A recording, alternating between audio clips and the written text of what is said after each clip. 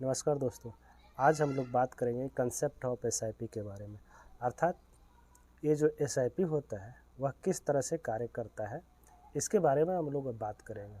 बहुत से लोगों का अभी भी कन्फ्यूजन है मन में कि क्या होता है एसआईपी, क्या होता है म्यूचुअल फंड। इसके बारे में छोटे छोटे टॉपिक लेंगे और देखेंगे कि किस तरह से एसआईपी में इन्वेस्टमेंट करने पर और मार्केट जब डाउन होता है उस समय इन्वेस्टमेंट करने पर अगर सही रूप से इन्वेस्टमेंट करते हैं तो आपको ज़्यादा बेनिफिट मिलता है, ज़्यादा यूनिट मिलता है। तो सबसे पहले हम लोग देखेंगे कि भाई एसआईपी होती क्या है। तो एसआईपी जो होती है सिंपल सा टर्म है, systematic investment plan. Systematic investment plan इसका फुल फॉर्म है। एसआईपी का full form systematic investment plan. Systematic रूप से आप जब किसी भी फंड में इन्वेस्ट करते हैं, लगातार इन्वेस्ट करते हैं, तो उसे एसआईपी का नाम दिया गया, उस प्रोसेस को एसआईपी का नाम दिया गया। आप इसमें जो है कंटिन्यू किसी भी म्यूचुअल फंड में एसआईपी चालू कर सकते हैं, बंद कर सकते हैं, आपकी इच्छा के अनुसार बढ़ा सकते हैं या घटा सकते हैं। तो लोगों को भाई कन्फ्यूजन होता है कि हम लोग म्यूचुअल फंड लें या एसआईपी लें। तो उसके लिए सिंपल सा टर्म आपको समझना है। एक आपका बैंक हो गया, जो बैंक जानते हैं आप, एसबीआई हो गया, पीएनबी हो गया, जो भी आपका बैंक है, उसमें जब बैंक में आप जाते हैं तो वहाँ पर दो तरह का अकाउंट आपने ज़रूर ओपन किया होगा। एक तो सेविंग अकाउंट नॉर्मल रहता है, सबका रहता है, उसके अलावा मैं बात कर रहा हूँ। एक होता है RD account, recurring deposit account, और दूसरा होता है फिक्स डिपॉजिट अकाउंट। कभी न कभी आप लोगों ने खुलवाया होगा ज़रूर। तो as a bank mutual fund आपके लिए काम करता है। यानी म्यूचुअल फंड को आप एक बैंक मान लीजिए।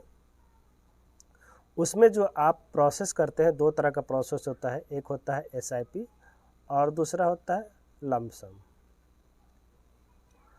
तो लमसम को आप फिक्स डिपॉजिट मान सकते हैं और एसआईपी को आप आरडी मान सकते हैं। रिकरिंग डिपॉजिट में क्या होता है कि आपका जो है अमाउंट हर एक महीना आपके अकाउंट से डेबिट होकर के एक दूसरे अकाउंट में क्रेडिट होते रहता है और उस पर थोड़ा ज़्यादा इंटरेस्ट मिलता है।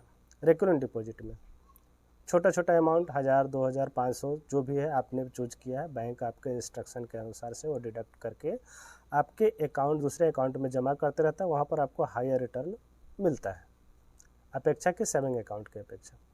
उसी तरह से जब आप फिक्स डिपॉजिट करते हैं तो फिक्स डिपॉजिट में आपको हायर रिटर्न मिलता है अपेक्षा आरडी की अपेक्षा थोड़ा ज़्यादा रिटर्न मिलता है। लेकिन इसमें क्या होता है, लमसम एक बार में पैसा लगाना होता है और एसआईपी धीरे धीरे आपको पैसा लगाना रहता है। वही कंसेप्ट है, सिंपल। बैंक को आप म्यूचुअल फंड मान लीजिए, दो प्रोसेस होता है एफडी और आरडी। एफडी को लमसम मानिए और रिकरिंग डिपॉजिट को आप एसआईपी मान सकते हैं। हर एक महीना आपके अकाउंट से पैसा डेबिट होकर के म्यूचुअल फंड के अकाउंट में जाएगा, जहाँ पर कि यूनिट मिलेगा। म्यूचुअल फंड में जिस तरह से बैंक में जिस तरह से आपका अकाउंट नंबर होता है, उसी तरह से म्यूचुअल फंड में आपका अकाउंट को फोलियो नंबर बोला जाता है। प्रोसेस दोनों का सेम है। आप कितने एसआईपी चालू कर सकते हैं किसी भी म्यूचुअल फंड में। एक म्यूचुअल फंड में आप कितना भी चालू कर दीजिए, पर डे आपका एसआईपी जा सकता है, कोई दिक्कत नहीं है। म्यूचुअल फंड को किसी तरह का कोई एतराज़ नहीं होता है। हाँ, आप कितने फंड ले रहे हैं, आपकी गोल क्या है, इस पर डिपेंड करता है कि आपको कितनी एसआईपी करनी चाहिए। तो एसआईपी जो होता है गोल बेस्ड इन्वेस्टमेंट होता है। अगर आपने एक गोल के लिए एक एसआईपी निर्धारित किया तो आपका गोल ईजिली वे में पूरा होगा, आसानी से पूरा हो जाएगा।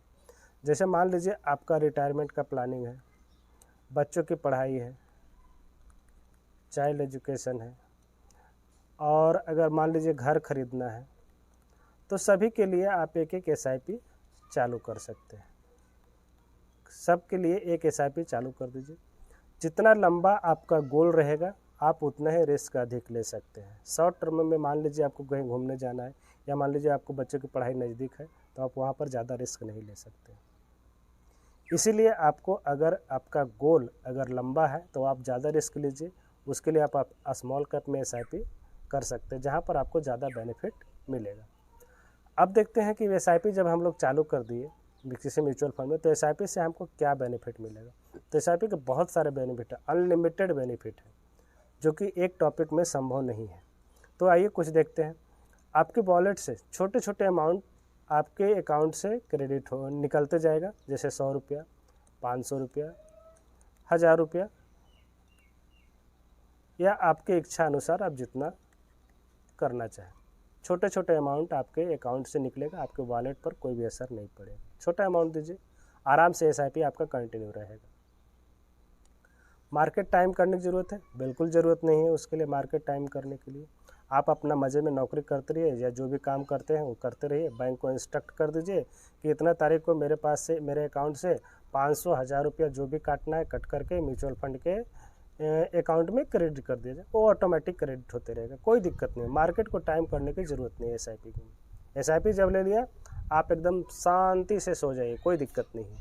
एसआईपी लेने के बाद आपका काम ख़त्म, सारा काम म्यूचुअल फंड का, ठीक है। उसके बाद अगर आपने मार्केट को गिरते हुए मार्केट में एसआईपी अगर कंटिन्यू रखा, वहाँ पर आपको ज़्यादा यूनिट मिलेगा।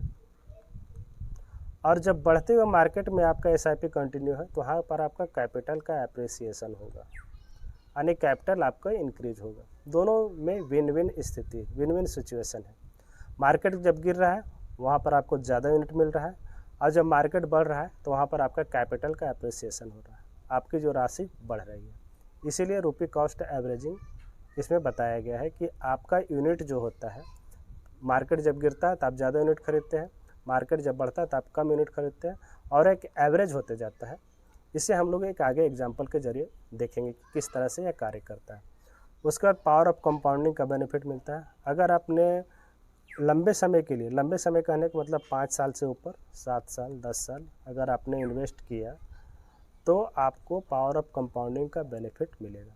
यहाँ पर पावर ऑफ कंपाउंडिंग का कहने का मतलब यह है कि आपको छोटे से अमाउंट में आपको ज़्यादा बेनिफिट आपको देखने को मिलेगा आने वाले समय में, अगर आप कंटिन्यू इन्वेस्टेड रहते तो। गोल बेस्ड इन्वेस्टिंग है। आप एसआईपी के जरिए अपने गोल के आधार पर इसमें इन्वेस्ट करते रहिए, कोई दिक्कत नहीं है। तो ये तो होगी बात कि एसआईपी की बात, कि एसआईपी इस तरह से वर्क करता है। वर्क करने के बाद भी क्या यह आगे चल करके बेनिफिट होगा या नहीं होगा, इसके बारे में हम लोग देखेंगे। हम लोग आइए अब देखते हैं कि अगर हम लोगों ने एसआईपी को इंक्रीज़ किया तो यह इंक्रीज होने के बाद यह किस तरह से बेनिफिट हम लोग के लिए एसआईपी कर सकता है। तो उसके लिए होता है टॉपअप या स्टेप अप एसआईपी आप कर सकते हैं। टॉपअप भी कर सकते हैं मार्केट जब डाउन हो, या तो स्टेप अप का इंस्ट्रक्ट दे दीजिए अपने म्यूचुअल फंड वाले को कि 10% राशि आपके जो है म्यूचुअल फंड से हर साल ईयरली रूप से, छमाही रूप से जो भी आपको इंस्ट्रक्ट करना है इंस्ट्रक्ट करके दे दीजिए।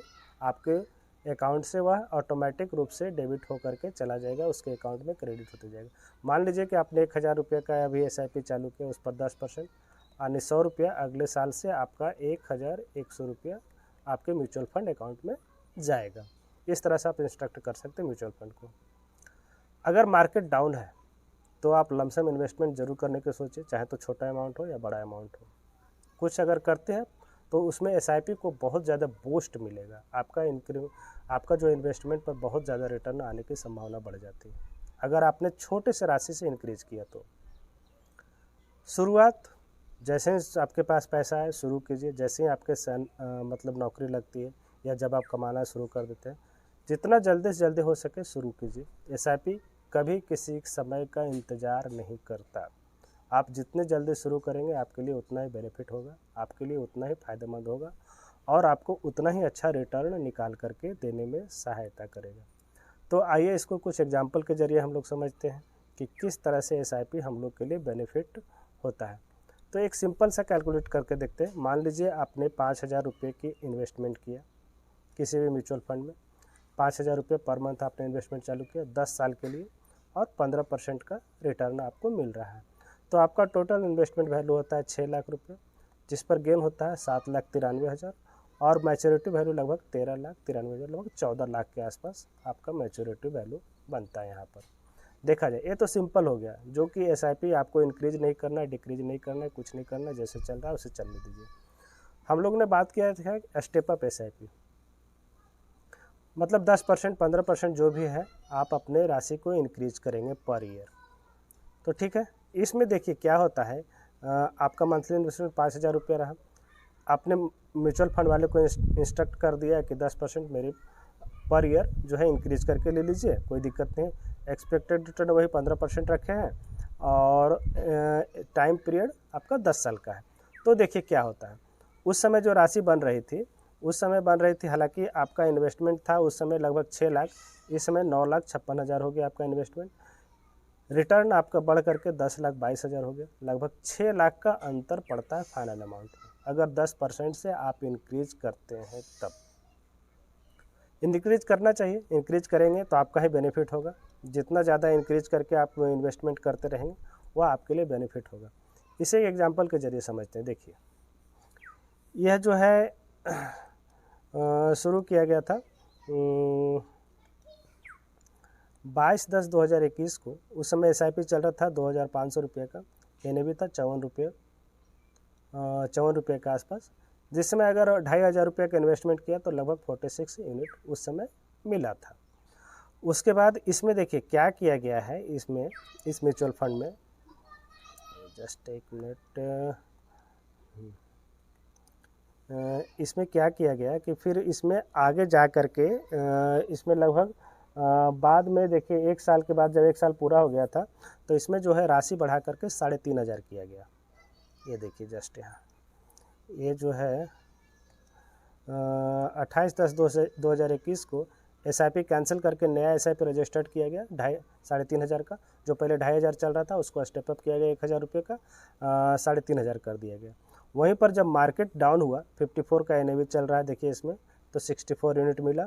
उस समय मार्केट देखिए डाउन हुआ था यहाँ पर, लगभग डाउन होकर के 54 से 51 आ गया। तो वहाँ पर मैंने क्या किया, एक लमसम अमाउंट 5,000 का डाला, उसमें NAV आपको ज़्यादा मिला। NAV कम था, यूनिट आपको ज़्यादा मिला।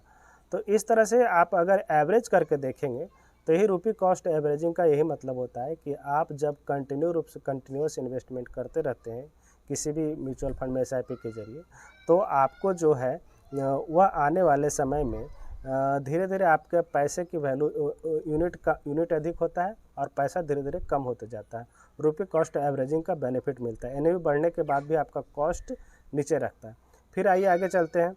वहाँ से 3,500 का कंटिन्यू रहने के बाद फिर यहाँ आगे आ कर के आप देखेंगे कि यहाँ पर जो है 24/8/2022 को नया SIP रजिस्टर्ड किया गया, पुराना कैंसिल करके, और SIP अमाउंट को बढ़ा करके 5,000 कर दिया गया। देखिए यहाँ दिख रहा है 5,000 का SIP अमाउंट किया गया है। उसके बाद फिर जैसे आगे चलते हैं, आगे चलने के बाद फिर जब आप देखते हैं 28/7/2021 को फिर से नया SIP रजिस्टर्ड किया गया। ये देखिए 29/7 को एक और SIP रजिस्टर्ड किया गया ना, जहाँ पर कि उसका 5,000 से बढ़ा करके 6,000। तो आप देख रहे हैं शुरुआत में 2,500 था, 2,500 से 3,500 किया गया, 3,500 से 5,000, 5,000 से 6,000 कर दिया गया। पर ईयर इस तरह से बढ़ रहा है। तो इस तरह से करेंगे तो आपका जो है इन्वेस्टमेंट अमाउंट जो है अच्छा खासा बनता जाएगा। धीरे धीरे करके आपका NAV भी कम होते जाएगा, नेट कॉस्ट परचेजिंग भी कम होगा, और साथ ही साथ आपका NAV आपका यूनिट्स भी ज़्यादा होगा और आपका कैपिटल एप्रिसिएशन भी बहुत तेज़ी से आगे बढ़ेगा। दूसरी बात, एक चीज़ और देखिए कि जब मार्केट डाउन होता है तो एक बार लमसम इन्वेस्टमेंट ज़रूर करना चाहिए अगर मार्केट तेज़ी से डाउन होता है तो। देखिए इस केस में क्या किया गया कि जैसे मार्केट जो है 23/10/2023 को डाउन था, तो मैंने 10,000 का लमसम इन्वेस्टमेंट किया, वहाँ पर यूनिट मिला 318 यूनिट। उसके बाद 26 तारीख को और मार्केट डाउन हो गया, 26 तारीख को और मार्केट डाउन हुआ, वहाँ पर 10,000 मैंने फिर इन्वेस्टमेंट किया, तो वहाँ पर मिला यूनिट 323 यूनिट, लगभग 5 यूनिट के आसपास, 5.5 यूनिट के आसपास ज़्यादा हमको मिला यहाँ पर मेरा। आप सोचेंगे ये तो बहुत कम है, बहुत कम नहीं, आगे चल करके ये बहुत ज़्यादा बेनिफिट देने वाला है। ये छोटे से छोटे यूनिट जो होता है SIP के रूप में जब इन्वेस्टमेंट करते हैं या लमसम उसमें करते हैं तो आपको आगे चल करके बहुत ज़्यादा बेनिफिट होता है इसमें। इसीलिए छोटे छोटे इन्वेस्टमेंट आप कीजिए। अगर पैसा नहीं है तो कम से कम SIP को कंटिन्यू रखिए, SIP को रोकिए मत। अगर मार्केट डाउन हो रहा है तो उस तरह से आप कंटिन्यू करेंगे तो आपका कैपिटल वो है बहुत तेज़ी से बढ़ेगा। और साथ ही साथ एक बात और ध्यान रखिएगा एक SIP इन्वेस्टमेंट में कि आप कभी भी एसआईपी को गिरते हुए मार्केट में स्टॉप करने की भूल बिल्कुल ना करें। अगर हो सके तो बढ़ाइए, अगर आपके पास पैसा नहीं है तो कोई दिक्कत नहीं, आप वहीं पर वो जो इन्वेस्टमेंट आपका जा रहा है कंटिन्यू है वह कंटिन्यू कीजिए और एसआईपी में कंटिन्यू इन्वेस्टमेंट करते रहिए। तो वीडियो को देखने के लिए बहुत बहुत धन्यवाद।